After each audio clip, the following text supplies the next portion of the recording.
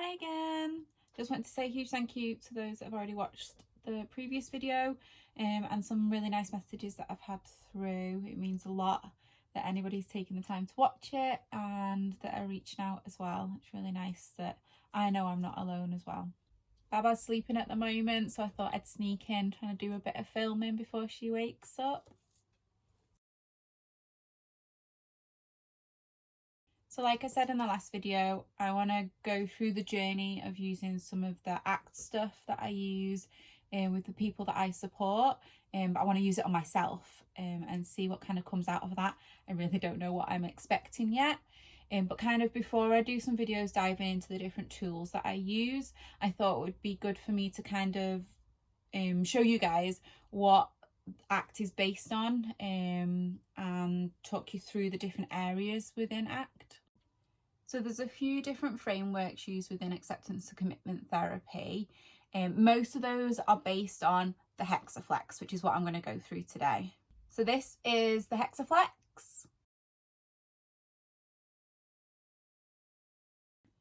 It's made of 6 different components and they all interlock. I'm going to go through each of them and then also relate it to examples from when I was pregnant and also what's kind of come since having Evelyn as well. So the first one I'm going to talk about is values. Values are what we truly believe in, like what we want to live our lives by, what we want to stand for. So I think a big value whilst I was pregnant was that I wanted to be a good mum. I think we're probably all kind of feeling that I wanted to be there for her, but also that I still really wanted to be able to spin all these plates that I mentioned in my last video, and to be successful, to be kind, to be honest. I think are really important values of mine. And yeah, so values are what we want to put across into the world and how we really want to commit ourselves to act towards a certain way, and that's based in our values, what we truly believe. So your values can change depending on life situations, circumstances and your experience as well. And I think a big value that's kind of shone through since having Evelyn is resilience. So my birth experience was quite traumatic for me, and part of doing these videos is that I want to work on healing myself, and I think resilience, bouncing back and being honest and open with myself are values that I hold in that. So hopefully we can explore them a little bit more as we go on. So the next area is self as context. So self as context, or the observing self, is that you can notice that things are coming up for you. There's that little voice inside your head, but that you can notice that little voice, that you can see these thoughts cropping up, and that you can experience it. So you are the context, and this is happening for you. I think self as context has been something difficult for me during my pregnancy and in those first couple of months since Evelyn's been born, because I don't know about you, but I had moments where I felt like an alien, and I was kind of watching things from very far away. I felt really distant from what was happening for my body, and some of the thoughts I was having as well, I'd try and push away because I didn't want them. So that's kind of where self as context comes in, and we can explore that a little bit more as well, I think, hopefully. So the next area is acceptance, and this really ties in with the self as context. So acceptance is acknowledging that the thoughts are there, accepting that they're thoughts and letting them kind of pass on. So it's not about kind of accepting them and that's the way it is and that's the way it's got to be. When you work through some of the ACT stuff, and like I said, it all kind of interlocks together, but acceptance is really important in that we're going to have these thoughts, and if we try and push them away, we'll have them all the more.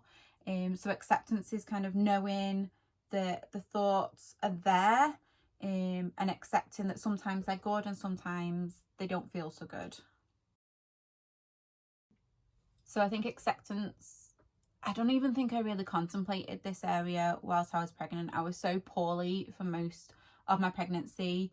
A lot of things were kind of out of my control anyway. And I felt like I just kind of got washed away with the emotions and the physical aspect of being pregnant, that I didn't notice the thoughts enough to accept them. I definitely spent a lot of times just wanting everything to kind of stop and go away.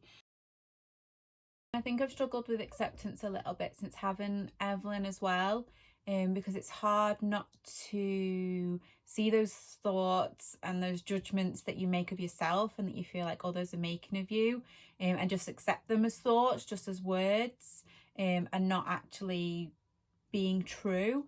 So I think that's something that I've really struggled with, and it's going to be interesting to kind of see how I get on with trying to learn some more of those skills and get a bit more fluent in some of the acceptance skills as well. So then we have diffusion. Diffusion is detaching yourself from those thoughts. So not seeing them for what they are, seeing them as words, and not believing and buying into them. So not getting hooked and stuck in some of those thought patterns that you have. So I think this is one of the areas that I've most struggled in, as potentially most difficult for new mums, because there's so many thoughts, so many judgments that you have of yourself or that you feel like other people are having of you. And I don't know whether it's to do with hormones and other things or just being completely overwhelmed by this new responsibility that you have.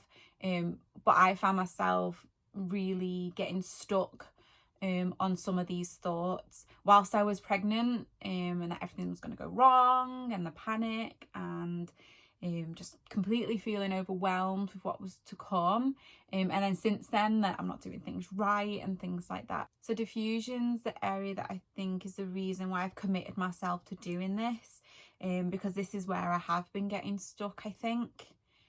So we'll see how I get on with practicing some of the diffusion skills. So next is present moment. Present moment, being in the present, is where kind of the mindfulness comes into act.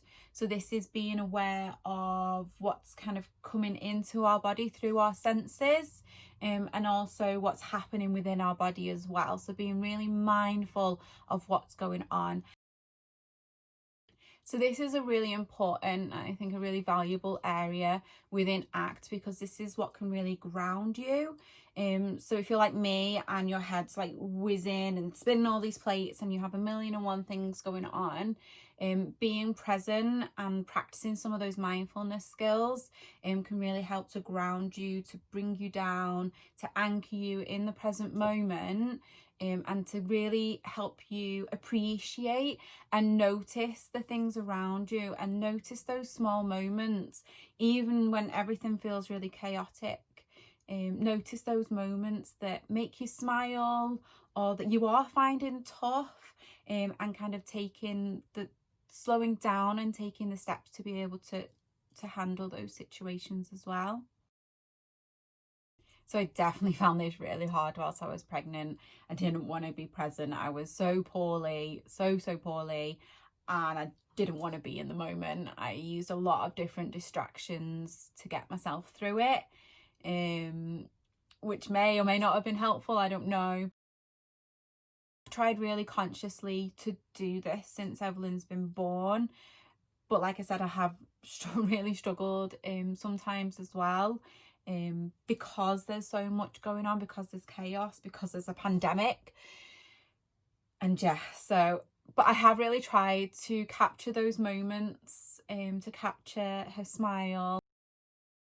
But yeah, this is definitely something I still need to practice as well, is being present, being mindful. So I'll see how we get on as well with that one. And then finally, there's committed action. So committed action is tying everything in together, really. It's the steps that you can take, those small steps that you can take towards the life that you value, and committing yourself to doing that as well. It's an area I feel a little bit more comfortable in because I really like lists and I like ticking things off and I like taking action. But I think because I struggle with some of the other areas, that maybe the committed action I need to do is actually taking a step back sometimes. When you have clear values of things that you want to work towards, then it gives you some direction with regards to your committed actions. Your committed actions could be tiny little steps, which I definitely experienced in my pregnancy with me being so poorly. I could have a committed action of getting myself from upstairs to downstairs, and that would be my achievement for the day. Or committed actions could be long-term goals, but then looking at how you can do those in a way that's driven by your values, and what's really important to you, as well as practicing all the other areas within acceptance commitment therapy as well. Making these videos has been a step towards my committed action of that resilience value that I talked about before, but also enhancing my practice within ACT for myself, and then also potentially expressing that openness to see if this could potentially help anybody else out there, because hopefully I'm not the only one that has some of these feelings and thoughts. So that's the Hexaflex model of acceptance commitment therapy, and that's what a lot of different tools and frameworks that are used within ACT are based on, is the Hexaflex. So there's 6 different areas that I went through, and when these all combine, the main aim of ACT and the main aim that I'm hoping for myself a little bit more of is psychological flexibility. So that's what's in the middle of the Hexaflex. I wanted to go through the Hexaflex just as I dive into the different tools and things. I might use some of these words, so I just wanted to give a bit of an explanation of what they are. If anybody's got any questions about anything I said today, then let me know. Contact me, and I'll do my best to get back to you when I can around mummying and everything else. But yeah, if you've got any questions or thoughts, then get in touch with me. Thank you for taking the time to watch my video. Hopefully it's been helpful or insightful to some people. And yeah, let's start the journey now.